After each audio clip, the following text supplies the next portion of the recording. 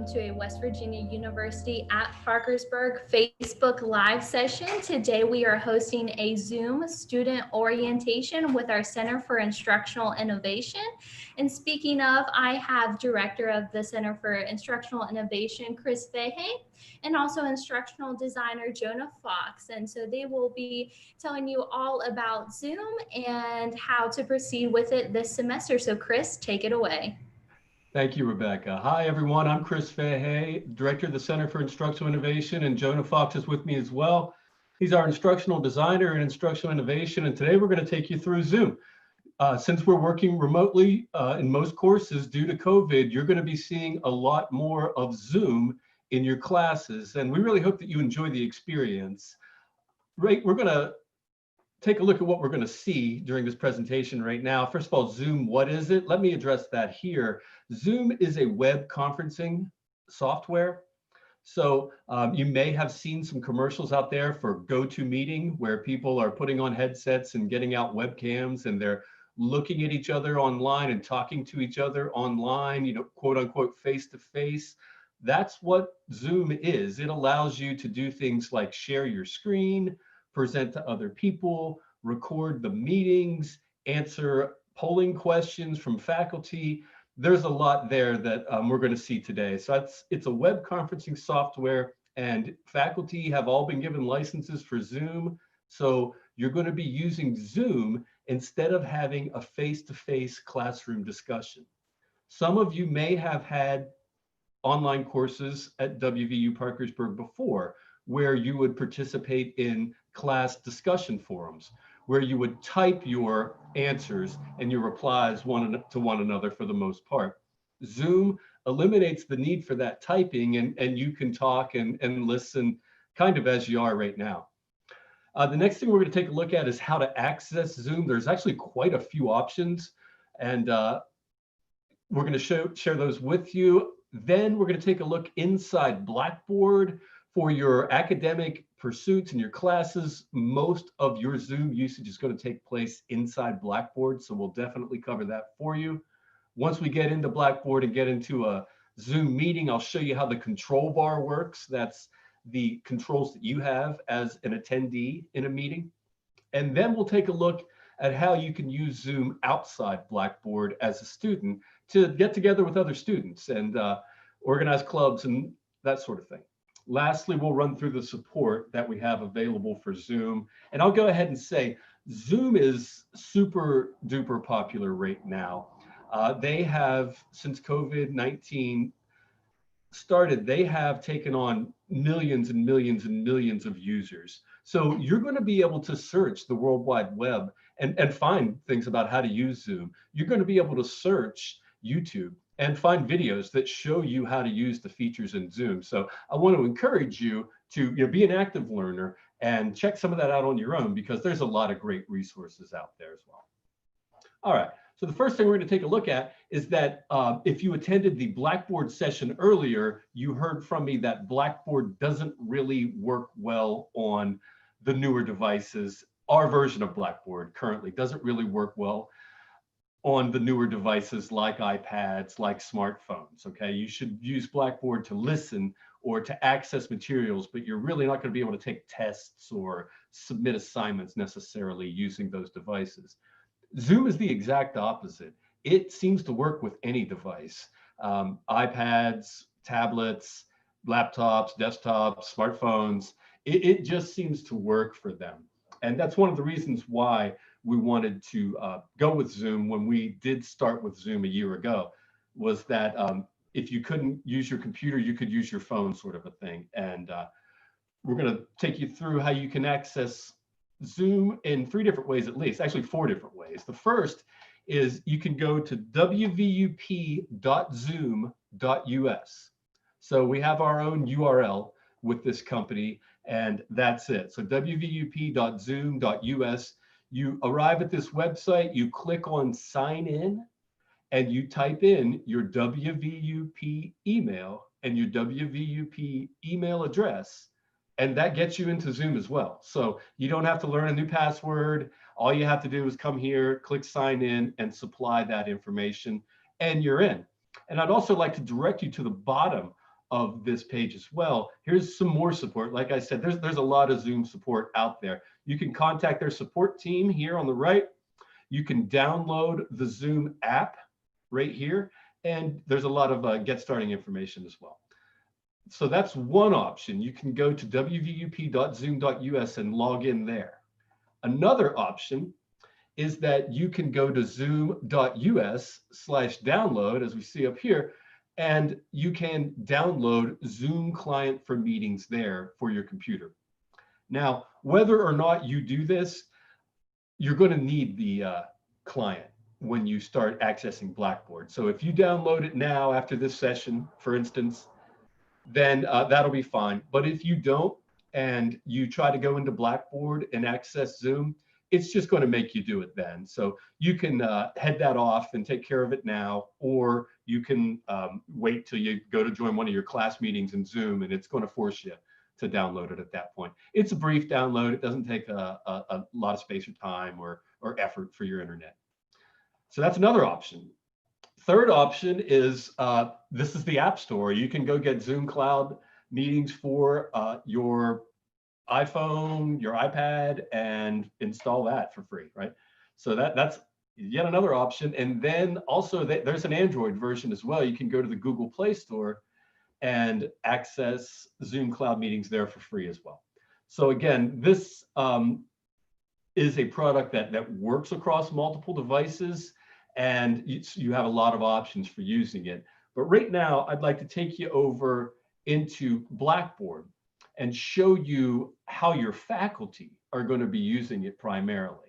So let's go ahead and jump over to our website. Again, I'd just like to show you how you can access Blackboard. You can click the BB at the top of the website, or you can scroll all the way to the bottom of any page and click Blackboard. It'll be down there as well. I've already done so, so I'm just going to go to this next tab and click Login. Again, I provide the first part of my email address to log into Blackboard. Normally, my email would be this full @wvup.edu on the end. I take that off to get into Blackboard. However, I use my same email password to get into Blackboard. So it's the first part of your email, or what we call the username, and then it's your WVUP email password. So I'm going to go ahead and click Login. I don't want to remember on this computer. Whoops. Have to do that again. There we go. Now I don't want to remember it. Okay. So as we can see, Rodney Riverhawk is logged into Blackboard, and Rodney is involved in a few courses here under the course list. Now, he got a message from his faculty member that said, hey, we're going to be using Zoom. So go ahead into the course and check out where to access it. So I'm going to click on my English 101 class, and I'm going to go ahead in. And I went through the left menu earlier in the Blackboard session, and I said that it's always the same. The only difference is if a faculty member is using Zoom meetings. If they're using Zoom meetings, then we add a link in there for you. So that makes it really easy for you to access these meetings. Basically, what will happen is your faculty will either send you an announcement or an email, or communicate to you another way what time the meeting will happen, say 9:30 on Wednesday morning. And you'll come in to class on 9:30 on Wednesday morning and click Zoom meetings. And so I'm going to do so. So I click Zoom meetings, and you can see up here, it opened a new tab. I'm using Mozilla Firefox that I got from mozilla.org, and that's the best browser to use with Blackboard. And it went ahead and opened in a new tab. My Blackboard is still over here. I can get back there anytime I want. And the Zoom product has now opened in a new tab. So here I am as a student. I can see a list of all the upcoming meetings, and lo and behold, tomorrow at 9:30 a.m., there's a meeting. Now, I could click join right now, but that's not going to do anybody any good because the meeting doesn't start until 9:30 tomorrow morning. So there's really no point in clicking join at any time except at the start time for the meeting. You won't be able to meet with anybody. You won't be able to do anything. So I would say get in the habit of coming into your class at your meeting start time and going ahead and clicking join. that will take you into the Zoom meeting app. So, but before we go there, I'm going to go ahead and show you that your previous meetings, there aren't any yet because this class just started. But after your meetings happen online, they'll be recorded and they'll be placed in here for you so that you'll be able to come back and click on that recording and watch it and review or practice a little bit with some of the tougher points that you're facing in class. So that's going to be available for you as well. You'll be able to come in and see those. So when I click join here, what's going to happen is I'm going to be taken inside Zoom. So let's go ahead and take a look at those meeting control options that you have inside of Zoom once you're in a Blackboard meeting. So here we are. We're in a Zoom meeting, and you can tell that there's 3 people in it. There's Professor Zoom, there's Rodney Riverhawk, and there's Susan Student. Now, this is what's called a gallery view because you can see everybody at once, right? They're all here in the center. If I go up and click speaker view, what that is going to do, it's going to highlight whomever is speaking. So if I'm speaking, I'm going to be pictured in the middle. So I'll click there. And we can see that Professor Zoom is talking in this instance. So Professor Zoom is centered and everyone else is put up at the top. That will change. If Rodney Riverhawk starts talking, then Rodney will appear down here. And then if Susan jumps in, Susan will appear down here. So it depends on who's speaking. So that's why it's called speaker view. And if not, you want to return back to the gallery, you can go up and click this gallery icon here in the upper right. Or if you want to go full screen, you can go ahead and click the full screen icon here as well. And that will increase the size of your window as wide as it can go. So I'm going to go ahead and click on the gallery and return back to gallery view. So while we're here, I'm going to go up to the other corner of the top of the screen, and I'm going to show you these buttons here. Now, the first one, it's got an I, right? So that's telling me that it's probably information. So I'm going to click on that, and yes, it is information. It'll say the name of the meeting. You'll have a meeting ID number. So for instance, if your faculty member gives you this meeting ID number, but you're away from your computer and you can't attend class via your computer, if you have the Zoom app downloaded on your smartphone or your tablet device, you can go ahead and put in 985-511-57786 and join the meeting from that device, which is very convenient. I know someone that was at the DMV and watched a video while they were in line. They attended class. So that's really pretty neat that you can do that. There's an invite link as well, and then there's your participant ID.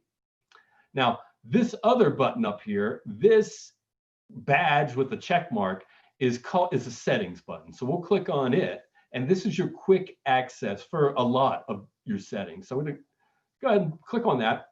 And what happens is it opens up and it brings us right to this statistics screen. Now, this is important if you're having a problem with Zoom, if it's not working, if it's slow, if you can't hear, you can click on that settings badge like I did. And the first thing it will open is the statistics. Now, this is a screen capture, so these are frozen, but these will be moving. These meters will be moving back and forth and responding live to what's happening with your connection in Zoom. It analyzes your audio and your video and your internet, and it tries to improve your experience based on that. So down here, it'll tell you how fast your bandwidth is and what type of connection you have. And the data center here, Zoom they got knocked a few months ago for some of their data traveling through China, and they stopped that, and now they're just putting that information in there just to tell you where your data is flowing through. So as you can see, at the time I captured this, it was flowing through a data center in the United States. We can go up here and click audio, and it'll show us how the audio is looking. It'll show us if our video is bad. We can come in here and click video, and it'll tell us how that's performing. And all of that is very useful information for you to report to a help desk if for instance, you're having a bad experience and you want to let someone know to try to improve it, you can come in here and collect some information and share that as well. But I'm going to go up and click General now, and because I want to show you these skin tones. In a minute, I'm going to show you reactions, which are basic. You can give a thumbs up or an applause. If someone does something, contributes to a local, their time to a local charity, and you want to say, hey, great job, but you don't want to have to say it, you can just give them a thumbs up. So you can sort of pick your skin tone out of these available ones here. And there's a few other options there as well. But mostly, you'll want to come in here for your video. You can choose a camera. I have a few cameras set up, so I have a drop-down option. There's a few other options there as well that you can tick, but the other one is audio. You can come in. I have multiple speakers on this computer, so I can choose which ones I want to use, and I can test them. And then I also have multiple microphones on this computer as well, so I can choose which mic I want to use, and then I can test it. I can sit there and say check, check, and the input levels will register. And so you can go ahead and fine-tune your participation before you go into class a little bit and make sure that everything's working. I'm using a virtual background right now. You might want to go ahead and click that one. They can be really fun. So I'll share that with you, that this is not my actual home that you're seeing behind me. Okay, so here we are back in class. Now, what we want to do is we want to take a tour of this control bar at the bottom of the screen, because that's where you're going to be participating the most. So I'm going to go ahead and start off with leave. Don't click leave unless you want to leave. It's going to ask you if you want to leave. It'll be like, are you sure you want to leave?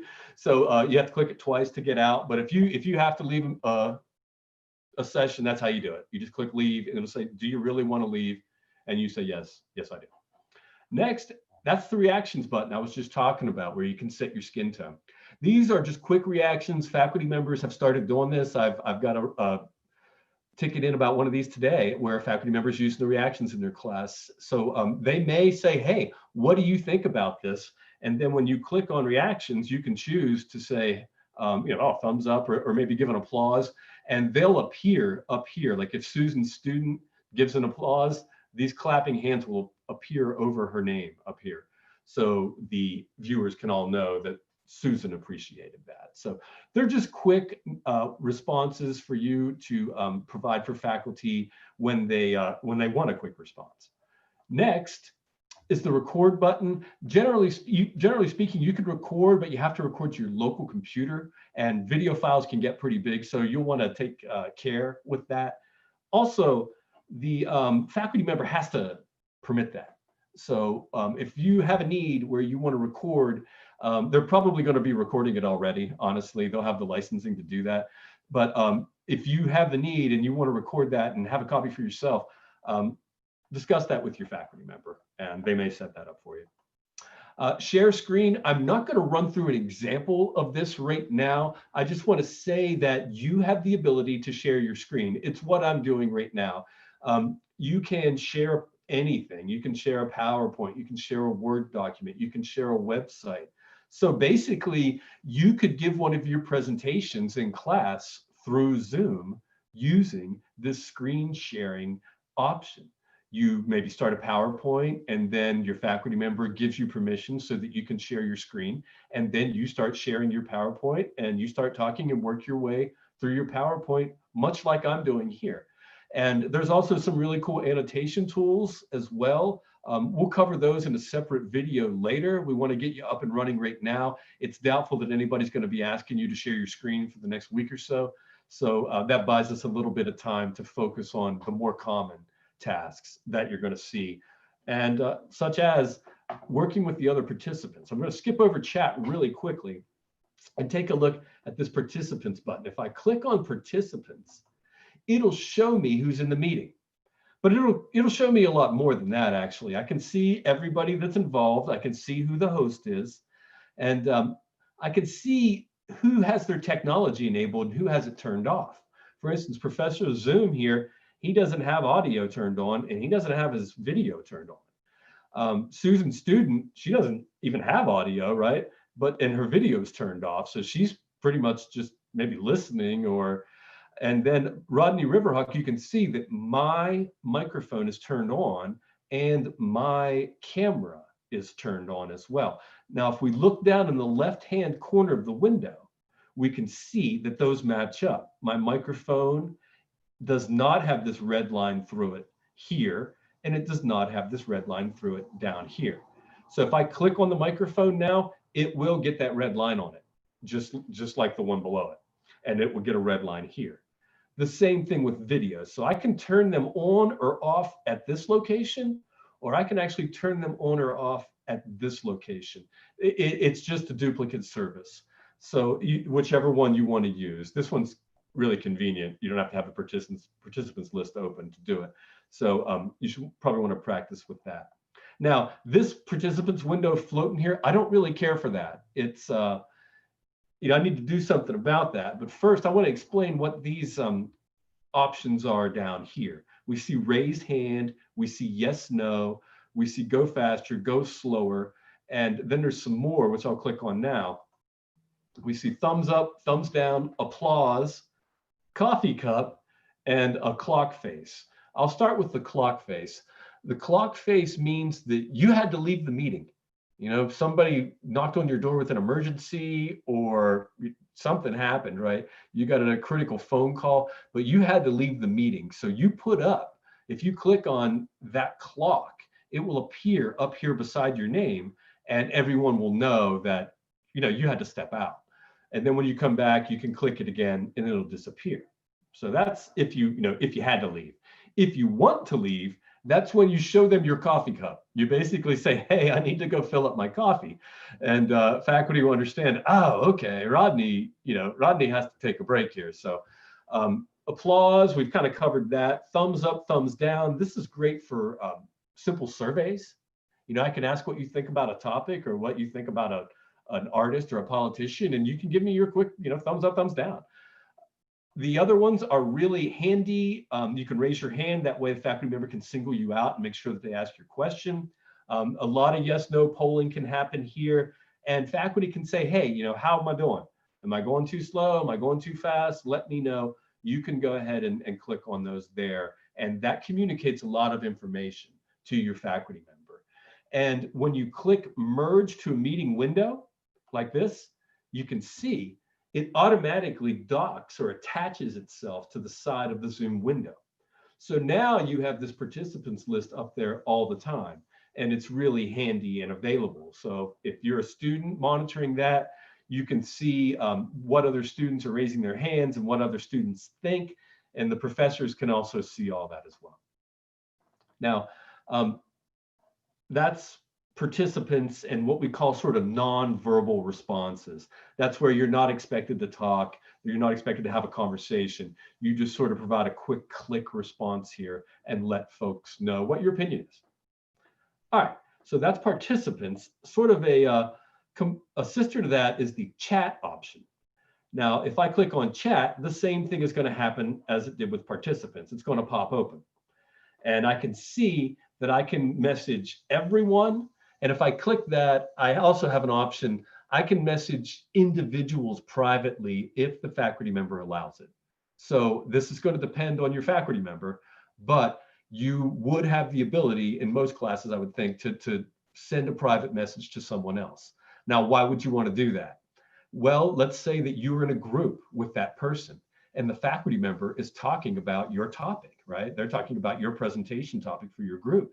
And you don't want to miss this opportunity to let your group mate know what's happening. So you send them a quick private message and say, oh my goodness, this is just like we talked about. We have got to get this into our presentation. And so that's a perfect example of how a private chat could occur and why it would be important for you to have access to that. Of course, it's going to be up to your faculty discretion. Now, if I click this more, as these three dots mean, they mean there's more there to see. So if I click on that, we can again see that I can save it. If there's some really good conversation happening in that chat, I could save the chat and keep it for later on my local computer, or just like the participants, I can merge it to the meeting window and now it's over here. So this is probably the setup that you'll want to have in most of your Zoom classes. You'll want to have that participants list up there so you can see what's going on and monitor the polling and the responses. And you'll want to have that chat up there as well in case the faculty member does something like shares a hyperlink through the chat and you want to click on that link so you can go see the website that the faculty member wants to share. So you want to have that open too as well while you're working through. And that's the one other thing that I don't really have an example of right now is breakout rooms in Zoom. Just like in a physical classroom, when your faculty member breaks you into smaller groups and says, okay, now discuss this topic, they can do that same thing in Zoom.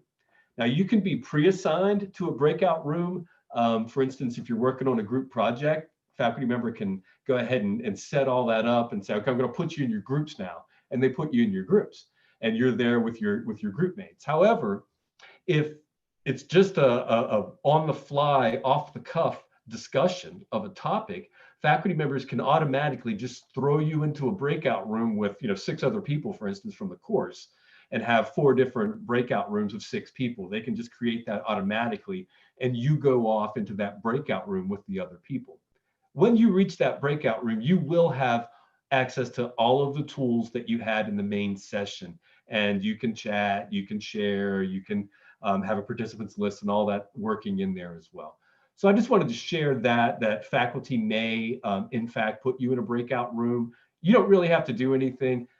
Some faculty will let you come back to the main room when you're done. Some faculty will hold you in that breakout room until they're ready to bring you back. And that's up to them. So that really kind of covers Zoom usage inside Blackboard. So you'll go to Zoom to access your class, to participate. I'm sorry, you'll go to Blackboard, pardon me. You'll go to Blackboard and access your Zoom meetings link to access your classes in Zoom. And then the recorded classes will also be available under that same Zoom meetings link for you. So it all can take place there in Blackboard. However, that's just your classes. We have a WVUP account for everybody, which means that you're allowed to host meetings yourself. And you can use Zoom to meet with your group members outside of your classroom. Like, hey, I want to have a study session. Who wants to meet up at 7? Let me know, and I'll send you a Zoom invite. And you can sit there for 40 minutes together and meet. After you only have a basic license, so after 40 minutes, you'll have to stop. But then you can go ahead and set up another meeting for another 40 minutes as well. So you only have a 40-minute limit, but you can have consecutive meetings to accommodate longer needs. You also have the ability to record a presentation.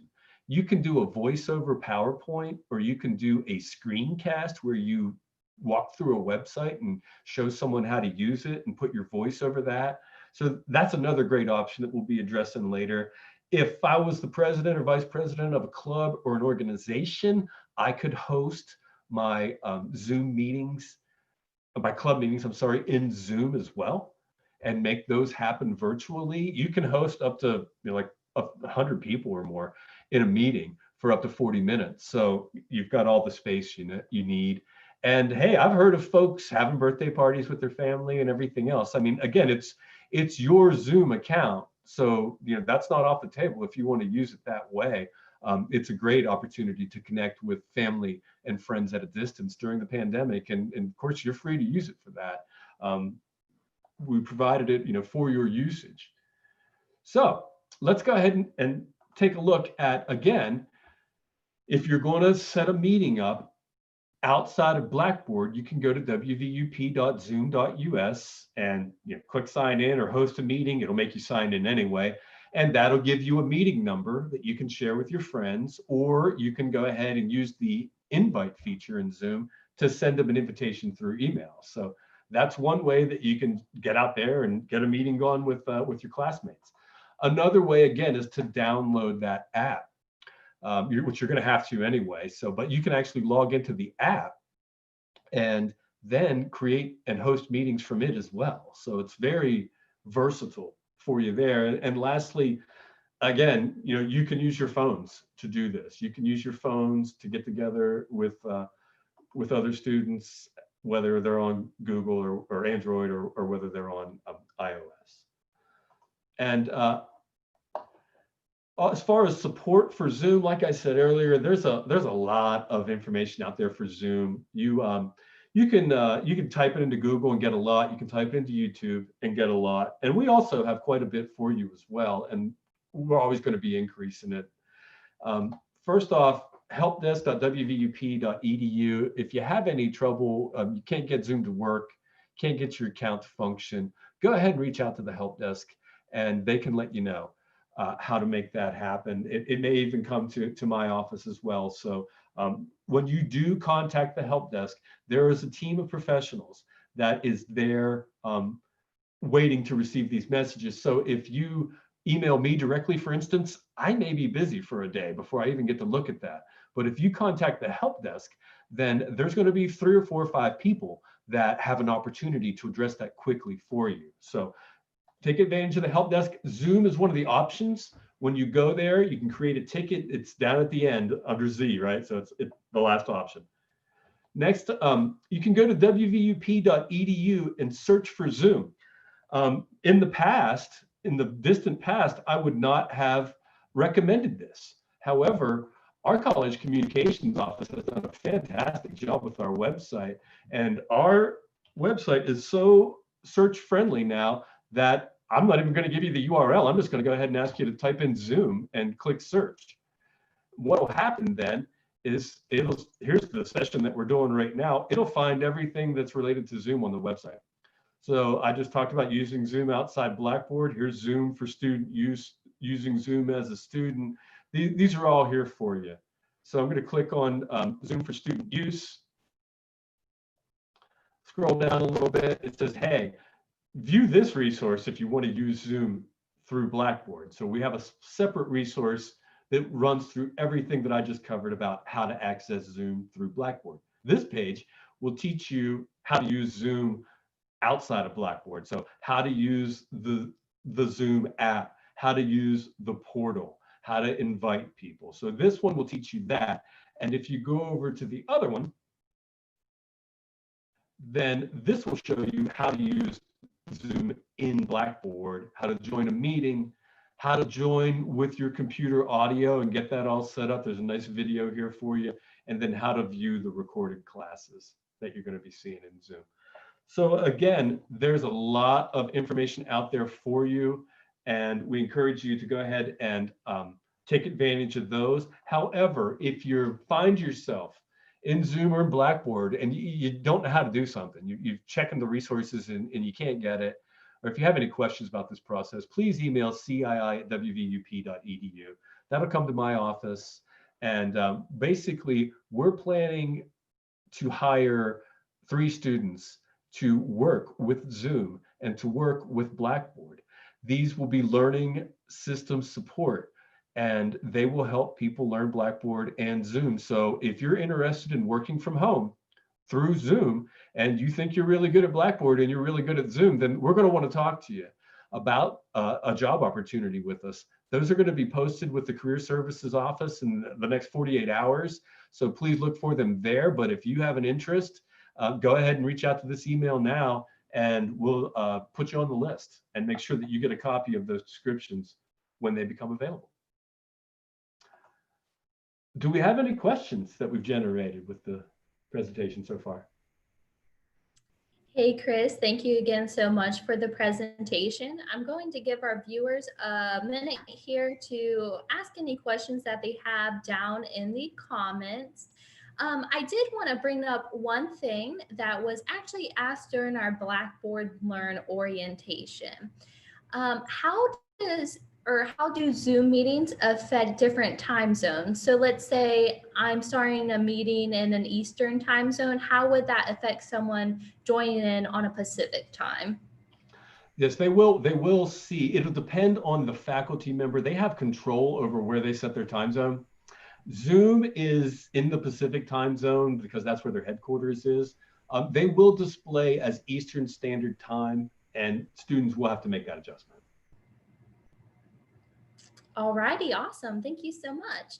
I'll still give it a second here, and I just wanted to remind everyone that these streams today are Blackboard Learn orientation, and our Zoom orientation will be still available on Facebook and on YouTube for later viewing. And we will also send these links out to our faculty, staff, and students at the conclusion of today's presentation.